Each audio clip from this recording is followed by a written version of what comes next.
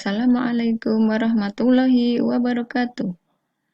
Bertemu kembali kita dalam pembelajaran online Pendidikan Agama Islam kelas 1. Hari ini kita akan belajar mengenai kisah singkat Nabi Nuh alaihi salam. Mari kita berdoa sebelum belajar terlebih dahulu. Bismillahirrahmanirrahim. Rabbi zidni ilma warzuqni fahma. Amin. Semoga anak-anak yang membaca doa sebelum belajar diberikan kemudahan dan semangat dalam belajar PAI hari ini.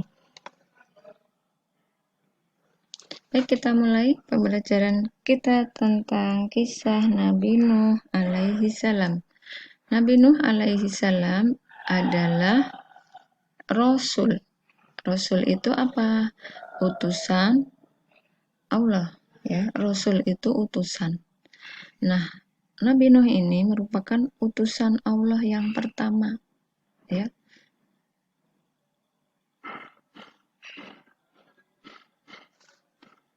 Nabi Nuh adalah nabi yang ketiga. Nah, setelah Nabi Adam alaihissalam dan Nabi Idris secara urut, ya. Ayahnya Nabi Nuh bernama Lamik. Nah, Lamik ini putranya Mata putranya Syalih. Syalih putranya Nabi Idris alaihissalam. Nah, kenapa ini disebut Rasul pertama? Ya, karena Nabi Adam dan Nabi Idris itu belum memiliki pengikut, sedangkan Rasul itu adalah orang yang diberi wahyu oleh Allah untuk dirinya sendiri dan disampaikan kepada umatnya. Jadi Rasul itu memiliki umat atau pengikut, ya. Nama aslinya Nabi Nuh alaihissalam adalah Abdul Ghaffar atau Yashkur. Nama Nabi Nuh alaihissalam berasal dari bahasa Syria yang berarti bersyukur. Kaum Nabi Nuh disebut sebagai Bani Rasib yang tinggal di Sungai Tigris dan Sungai Eufrat, ya, daerah Sungai Eufrat. Nah, Bani Rasib ini sebagian besar menyembah patung buatan mereka sendiri. Mereka menamai patung mereka dengan nama Wad, Suwa, Nasr, Yagut, dan Yakut.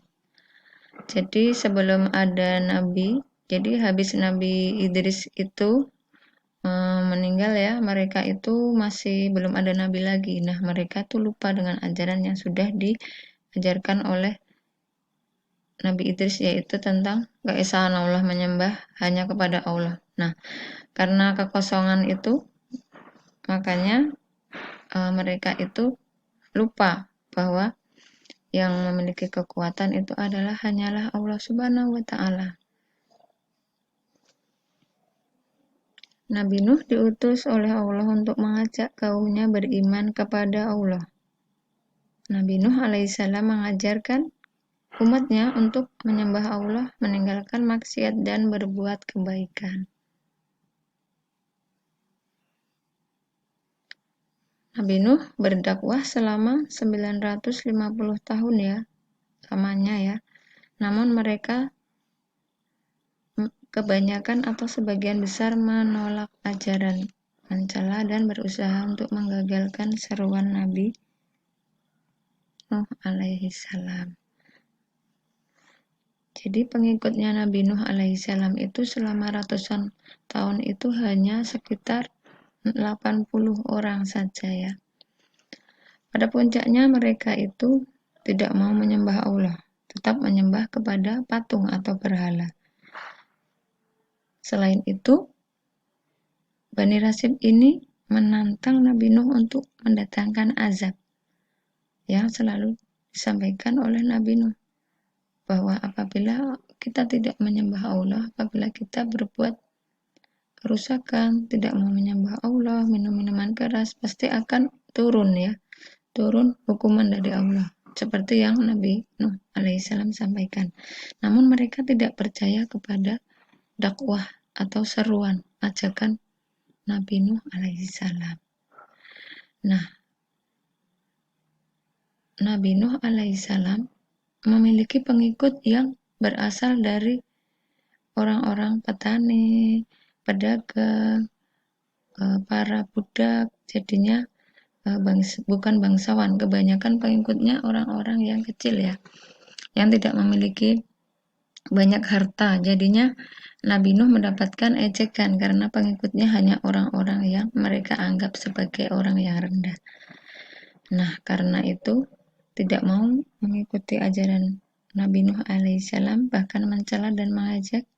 Makanya Nabi Nuh alaihissalam sudah berdoa, sudah berdakwah selama ratusan tahun.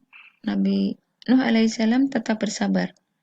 Namun karena seruan dakwahnya sudah lama tidak mendapatkan perhatian dari kaum Bani Rasib sebagian besar, maka Nabi Nuh berdoa kepada Allah agar Allah memberikan hukuman kepada orang-orang kafir tersebut. Kemudian Allah Subhanahu wa taala lantas memerintahkan kepada Nabi Nuh alaihissalam untuk membuat kapal besar. Kapal itu nantinya selesai dalam waktu 40 tahun. Nah, Nabi Nuh alaihissalam diberikan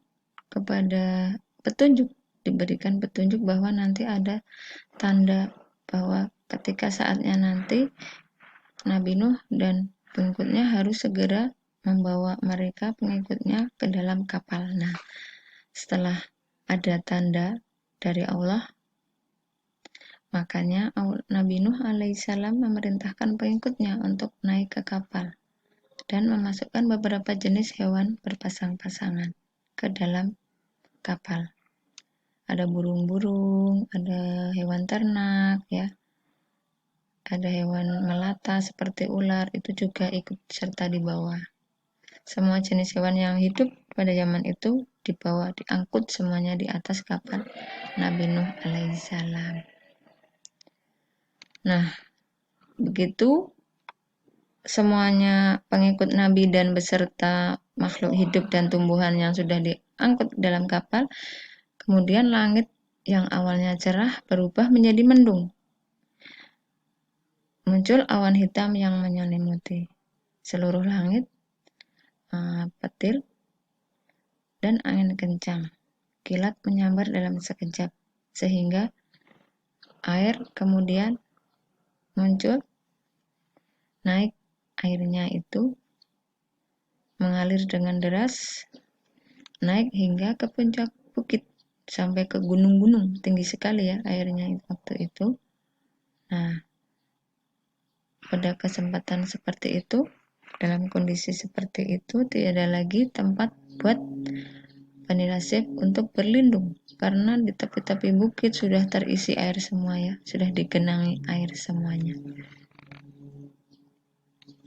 Banjir itu begitu dahsyat sehingga mampu menenggelamkan gunung-gunung, membinasakan semua makhluk hidup yang tidak ikut naik ke kapal. Nah, karena hanya hewan yang berpasangan. Jadi setiap jenis hewan diambil 2 saja, jadi masih ada hewan yang tersisa di sana. Banjir besar itu datang dan menenggelamkan penduduk Bani Rasib beserta putra Nabi Nuh alaihissalam yang bernama Kan'an. Serta istri Nabi Nuh juga tidak mau beriman kepada Allah, ikut terbawa arus banjir ya.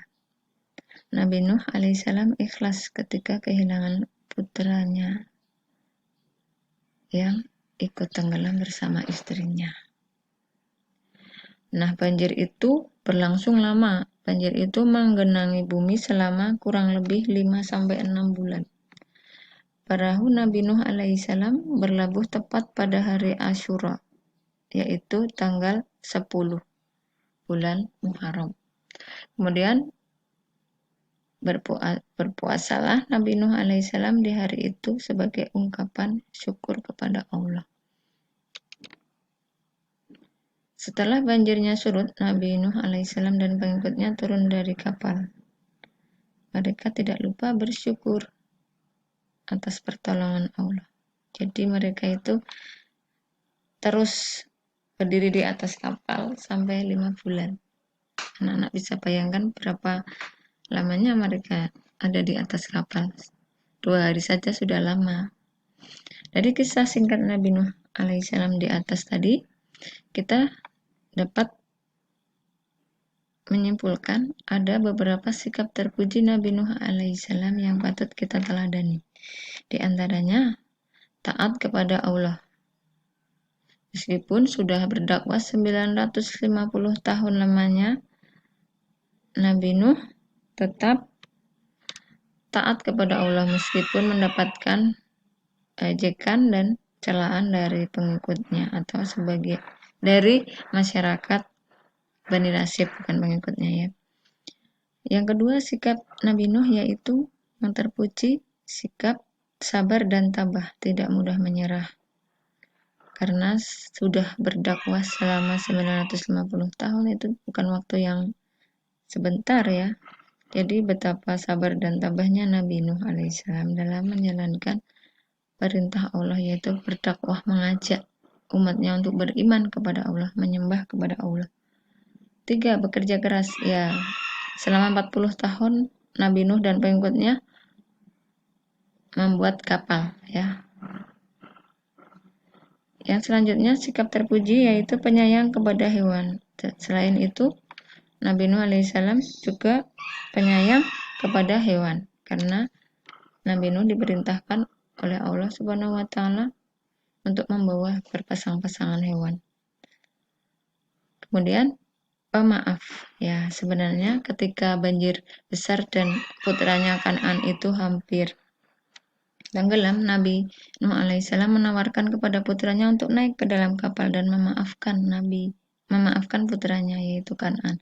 Namun walaupun sudah memaafkan dan akan memberikan bimbingan kepada Kan'an nanti ketika dia mau naik, tapi walaupun akhirnya anaknya nggak mau beriman ya. Namun Nabi Nuh alaihissalam sudah memaafkan ketika itu. Jadi itu salah satu sifat terpuji yang harus kita contoh, memaafkan. Sikap meneladani Nabi Nuh alaihissalam. Ada beberapa sikap yang bisa kita teladani dari Nabi Nuh alaihissalam yang bisa kita lakukan untuk meneladani Nabi Nuh dalam kehidupan sehari-hari itu apa saja. Misalnya, 1. Taat menjalankan sholat 5 waktu. Taat terhadap perintah Allah yang bisa kita lakukan yaitu menjalankan sholat 5 waktu. Yang kedua, tidak menyangkutkan Allah Subhanahu wa taala. Sabar dalam menyelesaikan tugas dari guru. Nah, tidak menyangkutkan Allah itu artinya apa? Tidak menyembah selain Allah, tidak mempercayai adanya Tuhan selain Allah ya. Sabar dalam menyelesaikan tugas dari guru maupun tugas yang diberikan oleh orang tua di rumah. 4. Menyayangi hewan. Yang kelima, rajin belajar, tetap semangat, tidak mudah putus asa. Ketika mendapatkan soal-soal yang sulit, kalian harus berusaha untuk menjawabnya semampunya, ya kan? Nah, itu tadi sedemikian kisah singkat dari Nabi Nuh alaihissalam. Semoga anak-anak bisa meneladaninya. Selanjutnya ada 7 soal, nanti dikerjakan di buku tulis dan dikumpulkan di Google Classroom. Sekian pembelajaran hari ini tentang kisah Nabi Nuh alaihissalam. Mari kita akhiri dengan membaca hamdalah alhamdulillahirabbil alamin. Semoga anak-anak tetap diberikan kesehatan ya, karena itu nikmat yang selalu lupa untuk kita syukuri. Sekian, wassalamualaikum warahmatullahi wabarakatuh.